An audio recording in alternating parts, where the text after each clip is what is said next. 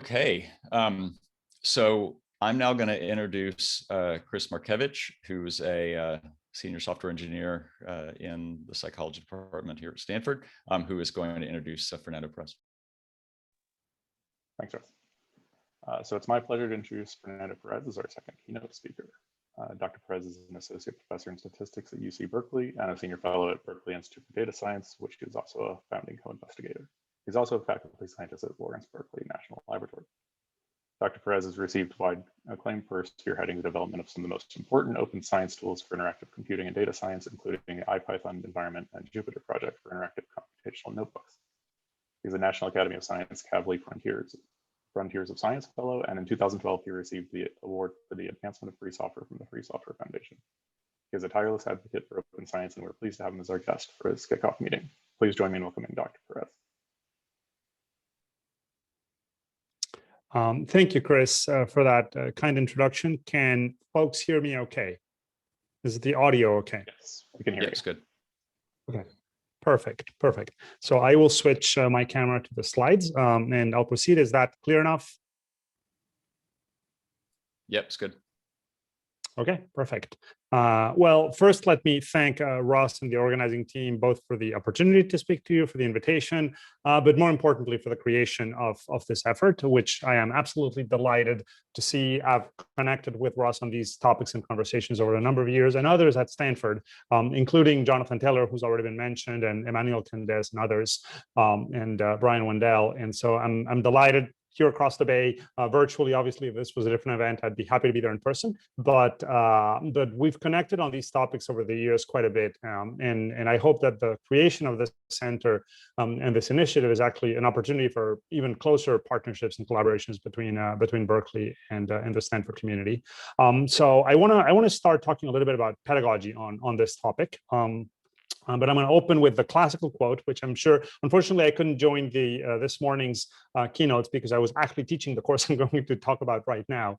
But that course is in many ways inspired by this quote that Emmanuel already mentioned, the classical quote that every talk on reproducible research, I think, reuses by Bott and Donahoe, which indeed is, to the best of my understanding, a paraphrase of John Claerbout's philosophy when he developed Stanford Unix for geophysics, which is the tool chain that Emmanuel was referring to, and which for Claerbout had, I think, both, to the best of my knowledge, both kind of an epistemological motivation, but also a very practical one, that he just didn't want his PhD students to spend the first 2 or 3 years of their PhD simply getting back to where the previous person had gotten. And he wanted them to be able to get up and running in a couple of weeks by rerunning the code, rerunning everything, being able to replicate everything the previous person had done with one command, understand what they had done, and then build from it more effectively. And so this quote in many ways motivates a lot of what we've been doing in this space. For a while, for the first part of the talk, I'm going to be talking about a course that I'm currently teaching with Philip Stark from the stats department at Berkeley, but I also taught it in 2017. And so the slides are actually a bit of a mix of what we're doing this semester, where we're changing a few things and things that we did in the past. It's a course that's offered to Berkeley undergrads and grad students. It has 2 lectures a week, a more computational lab. So it's cross-listed as an undergraduate and graduate course. We get about 50 undergrad and 10 grad students each time.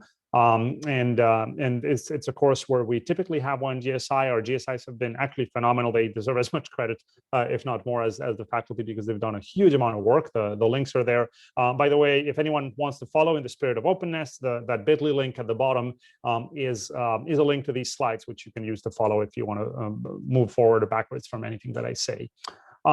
This course, just to take a quick look at the enrollment data, even though it's offered in the stats department, has actually reasonably broad reach across campus. We actually get students from a number of majors and disciplines, both at the undergraduate level on the left and the graduate level on these panels on the right. I'm fascinated by seeing that right now architecture PhD students coming into this course, which I think is really great to see other disciplines at the PhD level getting interested in these computational questions.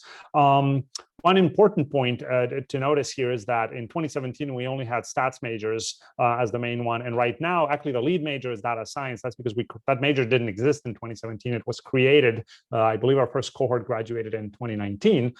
So this is a new major, which is rapidly rising on campus, and we'll get back to that topic. So the goals of this course are, in my mind, kind of a three-way combination of the what, the why, and the how. There's kind of what are the core ideas around the notion of reproducible, robust, trustworthy open science? And from what I caught of the earlier discussions, a lot of this is terrain that has already been covered in the discussions this morning, so I won't try to rehash all of it. We do spend some time on the why, sort of what are the social and scientific implications of reproducibility or lack thereof? And we try to frame the problem in a variety of ways, right? We look at kind of epistemological and philosophical questions, at ethical implications of these ideas, and at very practical ones as well. And that also leads to the how, in that a lot of what we try to do is teach the students kind of hygiene practices, statistical hygiene, computational hygiene, in a way that makes these ideas routine practice rather than something that you do at publication time, because by that point the horse has kind of left the barn, as it were. And so we try to build this gradually into an everyday practice. For the ideas, there's a wide and rapidly growing body of literature around these topics. This is just kind of a sampling, and I'm sure some of these things have been mentioned, or at least similar things to these articles have been mentioned. Some of these have been very high profile, like the commentaries that have come out in the last few years around p-values. Others are perhaps a little bit more obscure, but they are all in this space. And we're trying right now to also incorporate some sort of relevant material from things that have happened in the last couple of years around, for example, the models that we use for decision making in situations like the current pandemic or climate change, for example.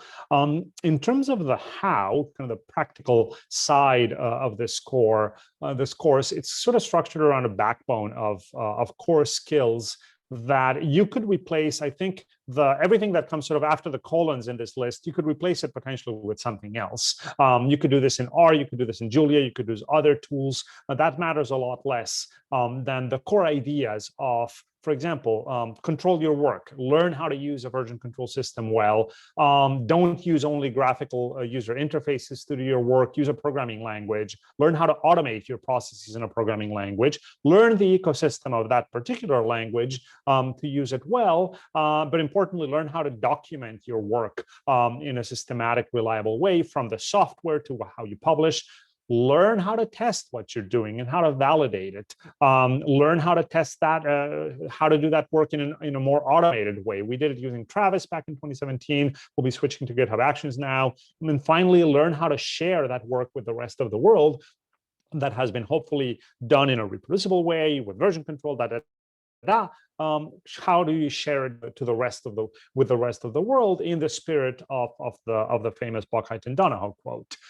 So yes, obviously I am IPython, Jupyter have become sort of my life. So for those of you who are not familiar, it is a project for interactive computation, interactive in the sense that you type a bit of code and you see the output of the code, but it is a project that has developed, among other things, and we'll get back to a little bit more to the architecture of the project, a tool called the Jupyter Notebook, which is basically a web-based application to develop computational narratives that combine text, mathematics, images, code, and the results of the code, including potentially graphical interactive controls, in ways that are easy to share, easy to reproduce, fully open, language agnostic, etc. So this is one of the core tools that we do use in the course. We teach the students how to work both on their personal system, whatever operating system they're using. We use Anaconda as a way of managing installations without too much hassle in terms of technical workflow. But we also host a class-wide installation of the same environment that has the software powered by something called Jupyter Hub, which allows them to sign into the class, start a server, choose what they're going to run, and then land on a page that provides them access to their notebooks, documents, etc., without having to have anything other than a web browser, which means they can run it on a laptop, they can run it on a Chromebook, they can run it on anything.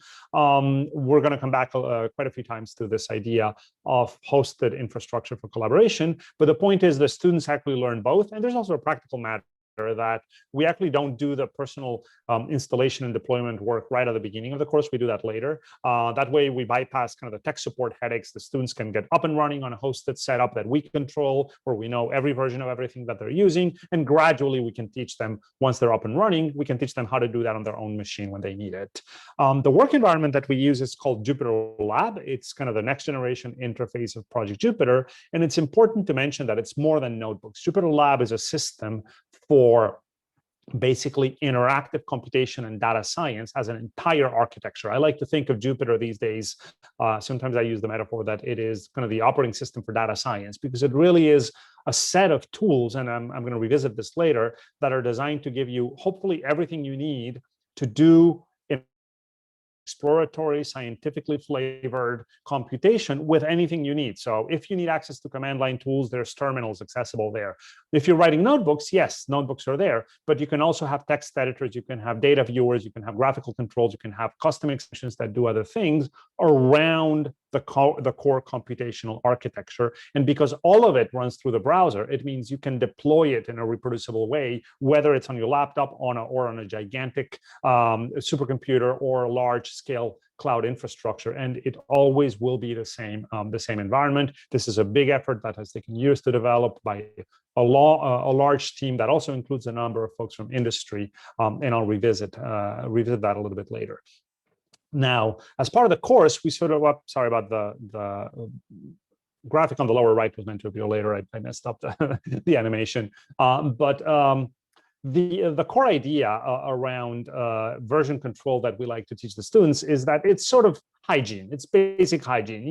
You're much better off brushing your teeth and flossing every day than getting a root canal. And version control is kind of the toothbrush of science, right? And the dental floss of computational practices. It's something that you should do. You should use it for everything. You should use it every day. And the way we do this is we only actually teach them one lecture on the core mental model of Git. It's not the recipes, it's actually understanding how it operates so that they have a mental model of what's going on under the hood. I find that far more useful. And then they have to use Git, and we use something called Github Classroom to do everything. So the course is available on GitHub, homework assignments are turned in through Github Classroom, everything they do, collaboration has to be done on GitHub.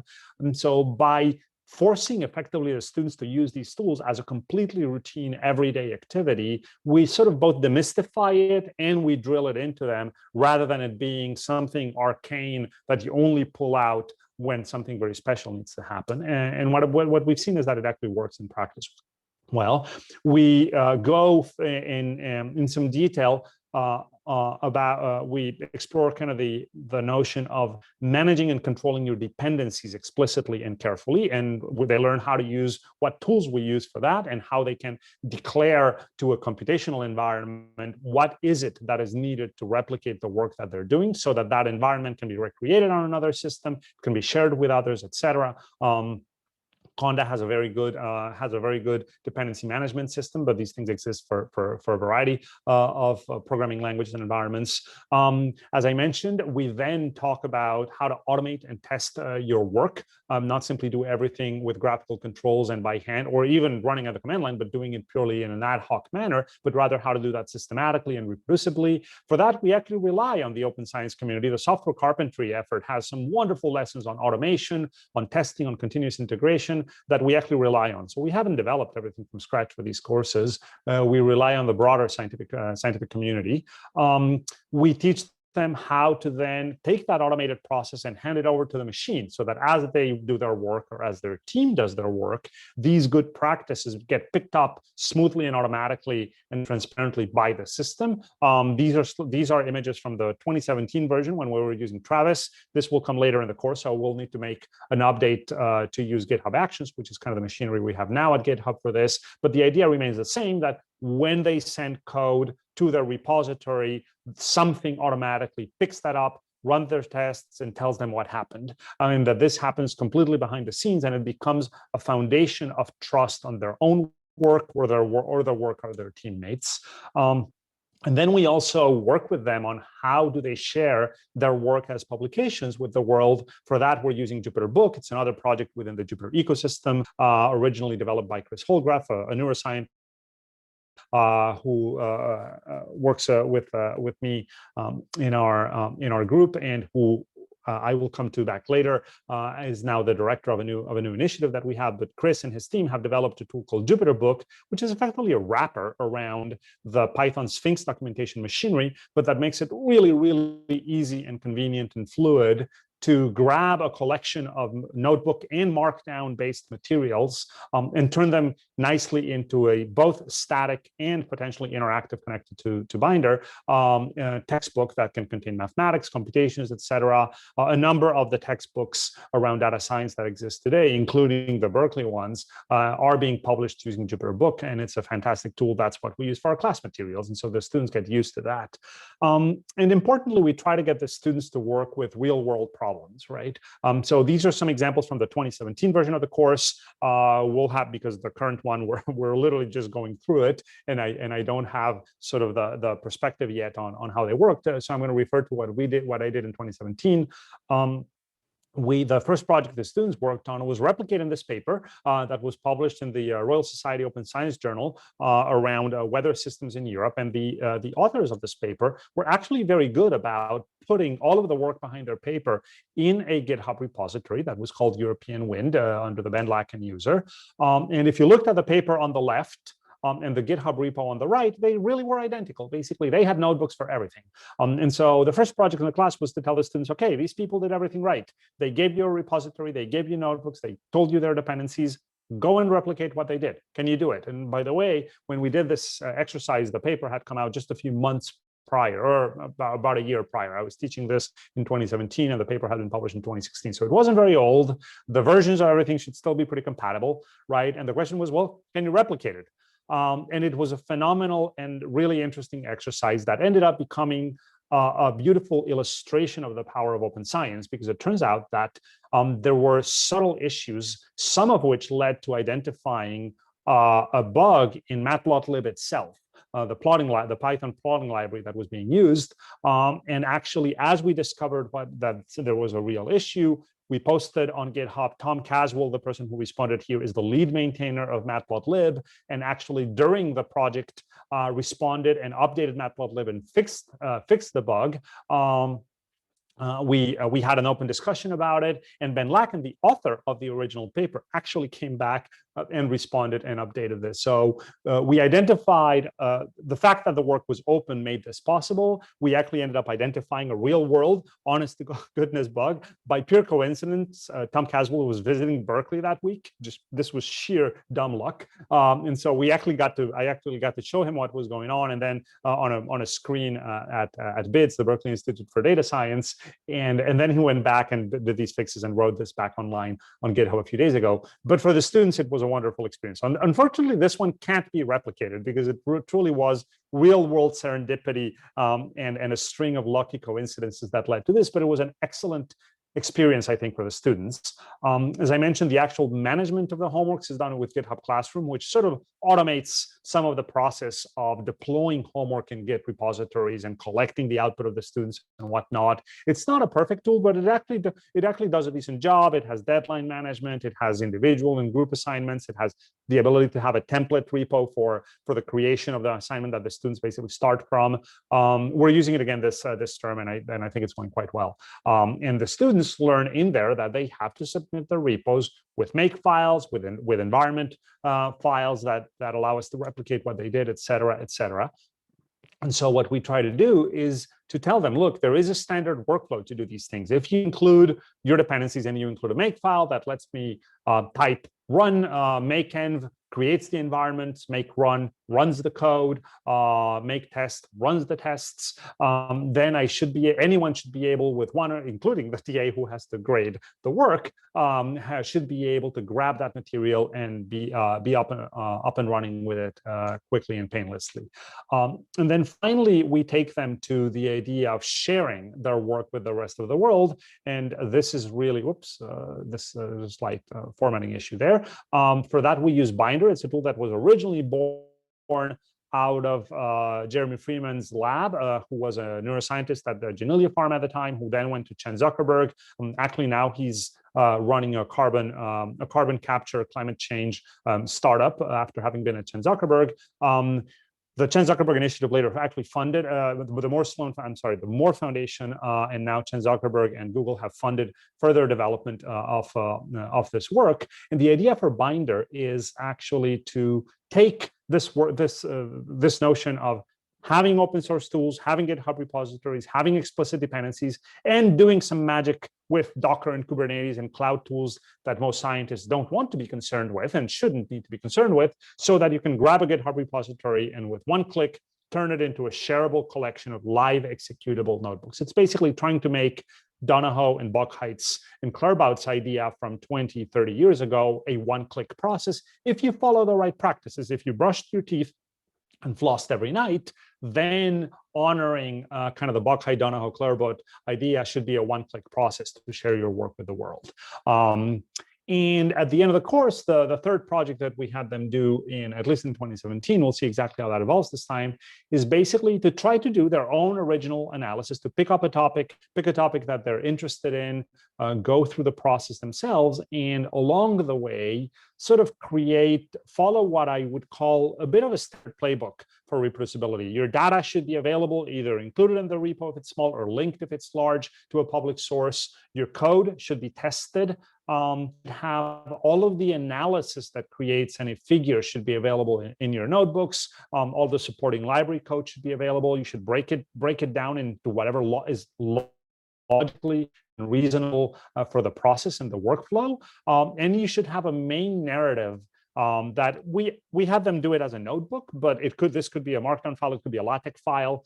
For simplicity, if you're not teaching too many things, they did it as a notebook. But the point was to separate actually the analysis that leads to each individual figure, whose logical path may not be the same as the narrative of the scientific problem that one is working on. So the idea is that this main narrative, kind of the paper, should link to the figures and tables and data that is created by the supporting notebooks. And this is why this main one ought to be a Word document for all I care. What matters is that the story that it summarizes should be based on tools, scripts, libraries, and notebooks that themselves are fully available, and that bundling and that tie-in should be supported by the right makefiles, the right environment files that manage it, but also by following good repository practices, like having good documentation, having an explicit license that tells people how to share your work or not. And for this, we're following, and again, this is another contribution from Donahoe and Stanford, Victoria Stodden, who's a graduate of the stats department at Stanford, and who has done an enormous amount of work in developing the intellectual and legal frameworks around this, and has published some really nice work in this regard. So repos that are created in this form, I think, are a decent starting point. It's not perfect. It doesn't address every possible issue around reproducibility, but it is a practice that students can kind of adopt and absorb in a finite amount of time. And we saw that. We saw these are examples of things that students turned in, where they had repos of this kind. They had buttons to run them on Binder. Their builds were automated and the tests were passing. They had documented how the user would be able to understand what to do here. There was a main narrative notebook. There were supporting notebooks. There were supporting Python code with tests, et cetera, et cetera. They provided all of these pieces, right? The analysis notebooks, the library code with its tests, the main narrative compiled into a PDF that could be viewed statically later on. And the student feedback was actually quite positive. The course wasn't perfect. I was making a lot of stuff up. We're injecting a lot more work on the statistical robustness, reproducibility, and trustworthiness part this time around. So those are changes that are evolving. In 2017, I did less of that. Right now, we're doing a lot more. We're going a lot deeper into questions of the statistical aspects of the analysis. But overall, the student feedback was very positive. One student, for example, started contributing to open source. Another student actually asked me to do his undergraduate thesis project with me and follow these practices in a project around on econometrics. There was a student who started coming from a journalism background in China, and then actually went on to do her graduate work at Columbia in data science after having picked up these practices. So I consider this for a first try of teaching all of these ideas in one single shot and to a varied collection of students from different backgrounds to be kind of a successful result. I think we provided them with a pretty actionable template. It's not a straitjacket. There's many variations that can be adopted there, but they have a starting point. They have the right tools and skills, and it was possible to reach, I think, even this fairly heterogeneous group and get them to work with real world problems. Ironically, as I mentioned, that particular first project experience is going to be impossible to replicate, but we have found other examples, and I think the value of this is really in the students engaging with what the real world does in terms of publications, data analysis, et cetera. If some of this particular serendipity doesn't happen, that's not a big deal. Now, I want to take this as the launching point for a bit of a discussion on reproducibility as the foundation for what I think the scientific enterprise is, which is a human scale collaboration to understand our world. And for that, I think it's useful to think that the tools we're using, which are open, are a lot more than software. Okay, and this is a model that we've developed around the Jupyter project, but I think it applies to other things. Open source software is more than software. Yes, the software matters, but it turns out that in a nod to kind of the Maslow hierarchy of needs, open source software powers services and content that we'll talk about, and in our case, at least in Jupyter, and I'll expand on it, is actually layered on top of other important things. So the content and services are what people actually often come for, right? Most people do not come to Jupyter because they want to use Python or Jupyter. They come because they are reading something, they need to analyze their data, they're doing gravitational wave research, they want to learn data science, they want to learn applied mathematics, they're doing computing at a supercomputing facility, they want to share their work with someone else and tell a story about their data on social media, right? And they want to show the world what they did, and they share it by showing the notebook viewer links. NB Viewer is a way of sharing a non-executable version of your notebooks so that they can be easily rendered. They share the repository, they share the binder executables, right? So this is what brings most people to a tool. It's not that they're so interested in what a hammer looks like, is that they need to pound a nail into their wall, and that is fair. And we've tried to develop the infrastructure to address that need. Now, the software itself is extensible, and that's important. Jupyter is not a closed application meant to be used as is. We designed it so that others could adapt it and tailor it to their needs. This is a lovely example from a group of neuroscientists at Columbia who have developed this tool. I'm going to briefly play this video. I hope it'll play well. Google, crossing fingers, yes. So this is something called the Fly Brain Lab that was developed by neuroscientists in Aurel Lazar's group, where they took Jupyter Lab. This is the environment that I was showing you that has notebooks and other things, and they added plugins. In this case, they're neuroscientists who study the fruit fly. And in here, what they have at the bottom is an anatomical viewer of neural circuits in the fruit fly brain with WebGL that does 3D rendering. These circuits are actually rendered as electrical circuits by their tool, and they're simulated as electrical circuits. So the tool that's shown on the right is the electrical circuit equivalent of the anatomy that was measured, and that runs a simulation on custom hardware that they have access to run the computational simulations of these circuits. They still have access to normal notebooks. They still have access to the rest of the Jupyter Lab environment. And then they have also added custom plugins to query databases on genomics and proteomics and whatnot that are relevant to this particular research. So this is an example of how building tools that are actually open and extensible supports that the scientific community later go and build something that is appropriate to their domain and fits their needs, and still they get to rely on the rest of the infrastructure that the ecosystem uses. But importantly, it's not just the software. In Jupyter, we've taken time to think about what are the ideas that the software represents. For example, when you type code in Jupyter and you get an answer back, what are you doing? Well, you're sending code over the wire to some process that is going to execute it and is going to encode its results in a way that you can get it back. There's nothing Python specific about that. You could be doing that in Julia. You could be doing that in R. You could be doing that in any of a number of programming languages. And so what we did was we turned that process into a formal protocol that is independently specified and that the community can implement in any programming language. And today there's over 100 different implementations applications of this idea, that we call them kernels in Jupyter, that provide the experience of interactive computing with the Jupyter tools with any programming language that you want, including things like C++, for example. You can do interactive C++ with these tools, and people do it in production. And finally, this content, the software, these ideas, they're not developed by one person. They're not developed by me. I cannot, and this is really important, none of the credit of anything that I've shown before or after here goes to me. This is a huge team effort from stakeholders from a very broad community that includes academia, educators, industry players, government, media and journalism, and a huge community of volunteers who build all of this. And it turns out that you have to work on that. You have to work on your community. We have, over the years, developed a formalized governance model for Jupyter that tries to account for the needs of all of these stakeholders, try to create the right incentives for all of them to participate, try to account for the imbalances in power, for example, that exist between a person who, say, has access to the resources of a Google or an AWS or a Netflix or a professor at Berkeley like myself, with a community member who's operating as an individual, right? How do you establish the right balance between those actors? How can everyone participate in a meaningful manner in this process? This is an ongoing process. In fact, we've had several versions.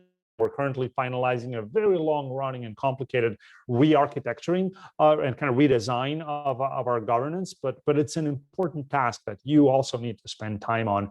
Now, we can get to the questions of, well, what does that have to do with tenure and promotion and whatnot? That is a conversation that was happening earlier. Very complicated topic, and I'm happy to discuss it. We've also created the proper financial and fiscal infrastructure to manage this. I was a co-founder of NonFocus, which is a 501c3 nonprofit founded in 2012 that provides the fiscal umbrella for the project and for many other projects in open source scientific computing today. So to summarize kind of this part of the presentation, what the software does is it supports stories, it supports narratives around any topic, your papers, your textbooks, your blog posts. That's what drives end user impact and impact in the broader community. The software itself will attract the actual users and developers, but if you want that to lead to an ecosystem, then you have to abstract the ideas from the tools and share not only the tools, but share the ideas in a way that others can then build an ecosystem. And if you want that ecosystem to be innovative, to be resilient, to be diverse, you need to care for the people and you need to manage that. And the whole thing is a big job. This is a lovely capture, graphical capture by Scriberia from, and I believe Kirsty Whitaker, one of the leads of the Turing Way, is actually in the audience today, and so the credit goes to Kirsty and her community for producing these wonderful representations of sort of what Jupyter tries to be, and they've captured it much better and with much more artistry than I did before. So I absolutely love this. What this has led to is that we've actually had impact. Recently, Nature published this short little piece where they tried to look at 10 pieces of computational machinery that over the years have had an impact in science, and we had the being recognized as a project that made an important contribution in this space next to sort of titans of scientific computing over the decades. This is very satisfactory because this was a project that began originally as basically my personal procrastination when I was about to flunk out of my PhD. I had been fired by an extremely toxic advisor. I had nowhere to go. I was rescued by another advisor who allowed me basically to finish a project I was helping her with, wrap it up as a dissertation, and get out of there. And in desperation, I procrastinated by starting IPython. Once a community rallied around it, we were able to build something bigger and actually have impact. The question of how can we have a scientific environment where this kind of work is more encouraged is one that I think efforts like the CORES Center can support. And interestingly, I want to say that I was delighted to see the acronym because for a while with my colleague, Lindsay Hagee, we'd been kind of thinking about CORE also as a very good acronym the ideas that these scientific processes sort of represent, that science should be collaborative, open, reproducible, and extensible, precisely in a way that others can build upon it. And it seems like Russ and your team have very much embraced and taken kind of this model. So it's obviously independent convergence around similar patterns of thinking, but I loved seeing that.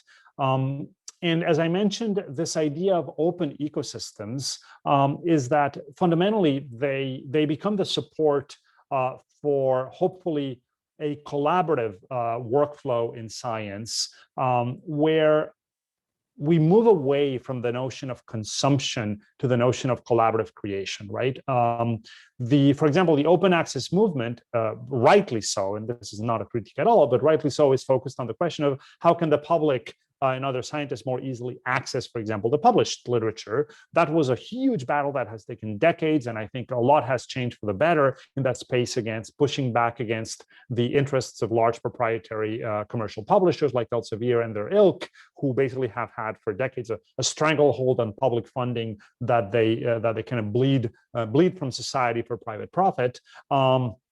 But these ideas of open science and open, reproducible, collaborative efforts go beyond simply access to the knowledge, because they also imply a change of mindset. So that it's not only that you should be allowed to read the science, is that you should have access to the tools to build upon it, whoever you are, wherever you are in the world. And I'm gonna come back to this a little bit later when I talk a little bit more about my own motivations. But one point that I do want to flag is that the embrace of these open practices leads to impact. So at Berkeley, these courses in data science, like that are the backbone of this major that I mentioned, courses like Data 8 and Data 100, are some of the fastest growing courses on campus, and they're powered by all these tools. What we've had is that by embracing, so those are the home pages for the textbooks for these courses. Those textbooks are created obviously by Berkeley faculty, but they are actually hosted and implemented as using Jupyter Book. If you open these pages, you can click on a button, and that will take you to one of these hosted Jupyter hubs that has all of the necessary dependencies available to you to run. These courses are growing very rapidly. By fall of 2018, we were at this particular size. This is a picture of me teaching on the largest Berkeley auditorium that could hold Data 100. I just finished teaching it last fall, and by now we wouldn't even fit in this auditorium anymore because it fits about 800 people, and that's what we had in 2018. Now we had 1,200, so we're not going to fit there. When you don't fit in there, you have to do this, which is that campus will let you borrow Zellerbach Hall, which is the opera theater, right? And they'll let you do that only for one day, where you can give your intro welcome lecture, and then after that, you're not allowed to teach because campus doesn't like, it's not a classroom, so they don't want you to be teaching there all semester. And so after that, you have to find a plan B using online tools. But the growth of these courses has been phenomenal. They have, I need to update these slides with the data from the last few semesters, but they continue growing. Well, eventually they're going to basically we're reaching saturation point. We're covering probably everyone who's interested in these topics on campus. We're reaching at steady state easily 50% of the campus. And what that is leading to is that in Berkeley, in a few years, I think this is starting to be probably true nowish, or maybe I think we're reaching this point where asking a student about email or asking them about analyzing their data with these tools is going to be kind of equivalent. It's the use of these practices is becoming as natural to them as answering an email. And I love this quote from Sierra Martinez, who is a biologist and a postdoc at Berkeley, from the Berkeley Institute of Data Science. She said at one point, I actually see how it's changing. Even in a few years, the undergrads that we get when we hire undergrad assistants in the lab is getting to the point where sometimes they have more expertise than the PIs in the lab in computation. The labs are not always actually not everyone actually has the skill set to really take advantage of the training and the kind of the scope that these undergrads are capable of bringing to the job. And so by embracing these practices and this openness were capable of having impact not just on campus, but actually global impact. So Berkeley has been, the development, all of this educational machinery has now been turned into a summer workshop, which is attended by folks from many institutions around the country. And I think this, with the advantage of doing it online, a lot more international participation in it. And I think it's a wonderful development because it allows us to kind of share how do these experiences impact not only the campuses, but how can they be scaled to other institutions. And this infrastructure supports the growth of communities of practice that work openly. So as an example, you may recall that in 2015, there was this big black holes merged into one another, collided, and emitted gravitational waves that were detected by the LIGO detector, and confirming effectively a prediction that Einstein had made just about exactly 100 years prior, that very large gravitational events in the universe would travel in the form of waves that would be ripples in space-time that would travel at the speed of light, but instead of being ripples in the electromagnetic fields that exist in space and time, there would be ripples in the fabric of space-time itself. The detection of that was a feat of science and engineering, but the team, the community that works around these problems actually published not only their papers using all of the lovely machinery, but they actually published the underlying notebooks so that you can actually go and run the code, run the analysis, and you can even listen to basically the sound version of two black holes merging into one another. If you click on that little button, I don't know if this is going to play right now. Let's see. Oh, there you go. It actually plays. Whoop. So that little whoop, that is the sound of this signal, which is the rapidly accelerating in spiral of two black holes slamming into one another about, I think, 1.3 billion light years away, if I recall correctly, the data. And this is a spectrogram of what that signal looks like, where as they accelerate, the pitch of the signal rises. And obviously, this is turning vibrational space-time data into sound.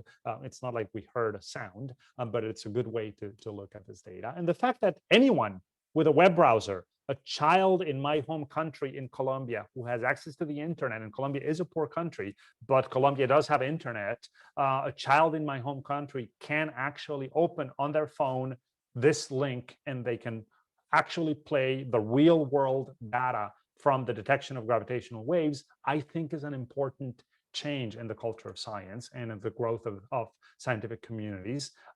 This is an example of a tool called PanGeo. It's a project funded by the NSF where geoscientists have basically put together not only Jupyter, but actually a cloud stack that includes tools like Dask and Xarray to allow you to do things of this nature. This is a very short demo of someone opening Jupyter Lab and zooming into an image. You zoom into an image, some little color bars at the bottom move around, and then a few seconds later, the image refines. This is like you open a picture on Twitter and it's blurry at the beginning and then it gets sharper. Big deal, right? Well, actually, this is about 100 gigs of Landsat imagery over the state of Washington. And in order to do that refinement, you need a large, in real time, you need a big cluster that actually spreads the workload, scatters over workers across the data sets, gathers the finer resolution imagery and brings it back to you as a single image. As a scientist, you shouldn't have to become an Amazon cloud engineer or a Google cloud engineer to do that. Data and have it work. Well, that is what PanGeo has done. They have assembled the stack of open source tools that powers this kind of workflow, and they have deployed it as a tool to build a community that then can actually work on problems in the geosciences without having to do all of that engineering themselves. This is a quick Geo gallery that shows the kinds of things. And in fact, originally PanGeo was developed, some of the leads were basically climate and oceanography researchers, but today there are people doing glaciology, analyzing remote sensing data, analyzing imagery like the Landsat imagery that I just showed you. So what this is powering is the foundation of a community, Earth and climate and geosciences, that works collaboratively and reproducibly on this open stack in the cloud against data sets that are impossible at this point to even consider downloading, right?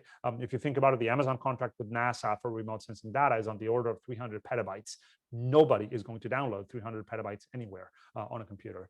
But it's not only these large initiatives. I was delighted to learn about this project actually yesterday from a scientist in Austria, Anita Graser, or Grasser, I don't know how to pronounce her name correctly, who has developed a collection of tools using Jupyter Lab to analyze open data, open geospatial data from the Austrian government that the Austrian government opens to the citizenry. So this is an example of how scientific tools can have an impact in society, connecting citizens with their own government when these practices are open and are followed. And so I'm delighted to see that it's not only these large existing scientific communities, but also individuals like this scientist can make a difference. And as far as I could tell, this person does not work for the Austrian government, but actually, is simply developing these tools as a contribution to society and to the creation of a community of informed citizens who can access their data.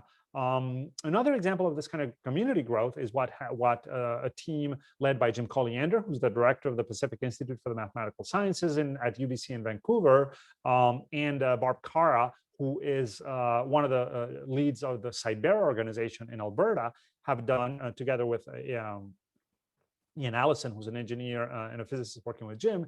They've using both nonprofit in Alberta and something called Compute Canada, which provides HPC infrastructure for researchers in Canada. They've created using Jupyter 2 projects, one called Callisto and one called Syzygy. Callisto provides K through 12 infrastructure for the community of educators at the K through 12 level, and Syzygy provides Jupyter tools for researchers at universities across the country, backed by resources from. So now what this allows is the growth of communities at the national level, right? Communities that are centered around the kind of infrastructure that their government provides. I mean, this is Canada, right? So they have crazy things like trains and healthcare and stuff like that. We've never heard of that in the US, but so be it. There are countries that are capable of thinking about these problems as a national priority around education and science. And by using open tools, they can grow those communities. Now, the projects that I've mentioned, like Syzygy, like Cybera, like Callisto, like Jupyter Hub, like Pangeo, actually end up needing new spaces and new organizational models. Universities, academia is not quite the thing to do this. So after NumFocus, which was a nonprofit that we created about 8 years ago to provide some of the fiscal and community support that we thought scientific open source needed, we recently launched a new initiative called the International Interactive Collaboration. And the founders are precisely a combination of, so Jim Collier, whom I just mentioned, Ryan Abernathy, who is one of the leads of the Pangeo project, and the rest of this team are folks from Berkeley who have been in one way or another involved both with the data science efforts at Berkeley and with Project Jupyter. We created this nonprofit organization to basically try to provide managed host. It's a nonprofit, but it tries to provide managed hosted infrastructure that can deploy these kinds of things, these kinds of hubs, these kinds of computational resources for researchers and educators that will work on research and development projects that are very technically oriented, that may not be exactly traditional academic grants, but because it is a nonprofit actually housed under the ICSI organization, which is the Berkeley Institute for International Computer Science Institute, so that it can collaborate with researchers and faculty, and importantly, which has in its mission statement to actually contribute back to the open source ecosystem that it powers. So 2I2C is not a startup trying to basically milk the open source ecosystem for profit, but it's actually a startup organization, but a non-profit startup organization whose job is dual. It is to work with the research and education community in providing the services and the kind of technical research and infrastructure that it needs, and to give back and support in a healthy and hopefully sustainable way the underlying open source ecosystem that it so obviously Jupyter and related tools. So all of this to wrap up and try to leave a few minutes if there are any questions. I want to reflect for a moment on some of to get involved with all of this more than 20 years ago. And as I mentioned, I come originally from Colombia. I was born and raised in Colombia, a poor country with fascinating complexities, but also a lot of challenges. And at one point, after finishing my undergraduate degree in physics, I moved to the US. I had access to obviously research resources that were not available to me in Colombia, journals, access to all the libraries stocked with every journal imaginable, all of the proprietary software that I could possibly need for my work. I did my PhD in Colorado at CU Boulder in physics. But to me, building research with open tools was an ethical imperative. Openness meant fairness. It meant access to science and education for someone like I was months before I moved to Colorado, right? For someone who didn't have those resources in hand to them. And again, coming back to the point that I made before, so that student in Colombia, should be able to be a participant in the process of science, not simply a consumer.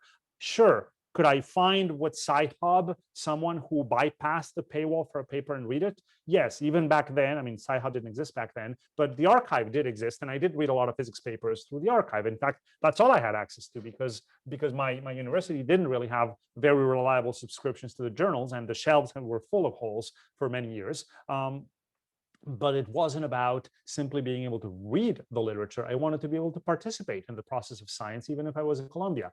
And so once I had access to those resources, I thought, well, if I keep using Mathematica, MATLAB, IDL, et cetera, I cannot share this work in good conscience with my former mentors or with my former self, or if I return to Colombia. That former self of mine won't be able to participate in the process. They'll have to remain a consumer. And I don't think that is what we want for science. Second, there is kind of the point that I think I've explored quite a bit of how openness becomes then the foundation of collaboration. To me, that's important. I actually have built basically my life around the community of open scientists who come in a spirit of collaboration to the creation of these tools. And I find that far more personally satisfying than the more traditional kind of cutthroat competition that is very typical of traditional academic practices. And so I want a world where these collaborative practices are there, not only because they're the right ethical thing to do, but also because they're better. Talked about the epistemological motivations for building science as an open endeavor, and finally there was a technical motivation that Python was just a cool tool, and I liked it. And I think what that leads us to today is that I think we have an opportunity moving forward of sort of creating, I like the analogy of the watering hole, right? A place where many different actors come because they find a common resource. They might not otherwise always interact together. They might even be adversaries, but here they come for this resource and something new and special happens there. And today we have open data. The cloud and open infrastructure gives us basically scalable computing that we can move to the data, and the Pangeo examples already illustrated some of that. And we have ecosystems of modular tools that we can use to explore, to think, to create stories around our understanding. And hopefully this can lead to better workflows, especially because the challenges that we have coming up next, the big ones, climate change, look at Texas today, look at California a few months ago in our fires, look at the melting of every bit of ice on this planet that is happening. Look at the pandemic, look at issues of disinformation around democracy and elections. All of these challenges that are absolutely critical, that are keeping many of us wake up at night, have among them a thread of the lack of a shared reality grounded in facts. Now, I'm not claiming that open source or any of what we've done here is going to fix any of these problems. I'm not that stupid. I'm not that naive. But I hope that these tools and these practices can be a little grain of sand in the pile on the right side of that balance, countering disinformation, helping us build communities where this shared reality can be grounded and hopefully upon which we can begin to build better solutions. So I hope these ideas will be a positive contribution to this. Again, I thank you for the invitation, for the opportunity to speak to you, and I wish this initiative great success. And I hope to be part of this community moving forward and to connect with all of you. Thank you. Thanks, Fernando. That was awesome talk, as always. Really inspiring, and I mean, it must feel great to see the impact that your work is having. So I'm going to sort of paraphrase a question that's in the Q&A, because it's one that I think comes up often and is worth discussing, which is basically, there's this challenge that somebody who's showing up in graduate school right now, they want to do their science, right? They don't necessarily want to like spend all their time becoming a software engineer and all this other stuff. So how do you see that balance between like learning enough, or where do you, in some sense, what is enough, right? Because it's a very long tail of skills that one could try to go acquire. And how do you see kind of, that balance? Yeah, not to, let me see, what's the fastest way to navigate to that slide? Give me a second.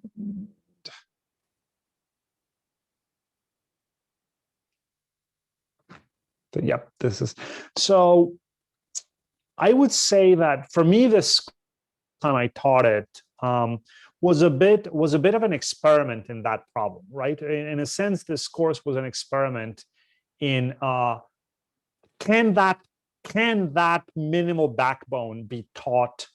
Can we teach enough of it to give the students a running start, right? That doesn't make them feel like they do have to become this kind of super engineer who knows every conceivable thing. Can we teach them enough to do useful, non-trivial work and move on and actually get back to the thinking about their domain, whether their domain is demography or neuroscience, right? And I think it worked. It wasn't perfect, but I think by using this fairly opinionated kind of collection of choices of saying, we're going to work on a few real world problems and we're going to do it with these tools. And we're going to teach you just enough of each of them. And you're going to learn to use it. And some of it is going to be somewhat prepackaged. And we're going to give you one lecture on testing and you're going to learn how to use PyTest. And we're not going to spend a semester teaching you everything that there is to learn about test-driven development and debugging and testing and whatnot, and unit test and regression testing and this and that. We're going to cover all that in one shot. You're going to do an exercise.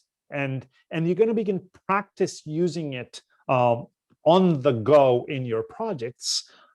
I think it worked. I think it did work. And I think this is a viable, a student then can decide, you know what, I really like this more like infrastructure stuff. And I love how GitHub Actions does all of this for me. And I'm going to become an expert in how does this work under the hood? And how do you do this in the cloud? And what's Kubernetes? Okay, they can go down that rabbit hole. Somebody else can say, no, I'm really interested in publishing. How does Jupyter Book work? Wait a minute, this isn't quite ready yet for formal academic publishing. What is missing in metadata management, et cetera?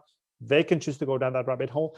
But if they don't, and they say, you know what, I am a neuroscientist, I want to make a career in neuroscience, but with this, I can do better work, that's okay too. That is okay. I feel like if they do this, what I saw at the end of the semester was, to me, this is better than the standards that I'm used to. And if this is all they do, and if they do this 20 years from now, I'm okay with that, because that's already pretty decent. This kind of standard playbook that I mentioned later, right? Where if every scientist was doing this, I would be okay with that. and they don't need to become full-blown engineers. So I think it's viable. And to me, this was a proof. The proof was going to be in the pudding, and the pudding at the end of the semester was that the students were able to complete this. And as I said, these are screenshots from student projects. This is not made up, right? These are screenshots that I took from the students who had the analysis and the code and the tests and the narrative and the complete story. So that's it's not a perfect answer, but it's the best answer I can give now. No, that's great. Cool. Okay, well, we've hit 12:45, so we should thank you profusely for joining us today. It's been really great to see what you've been up to most recently.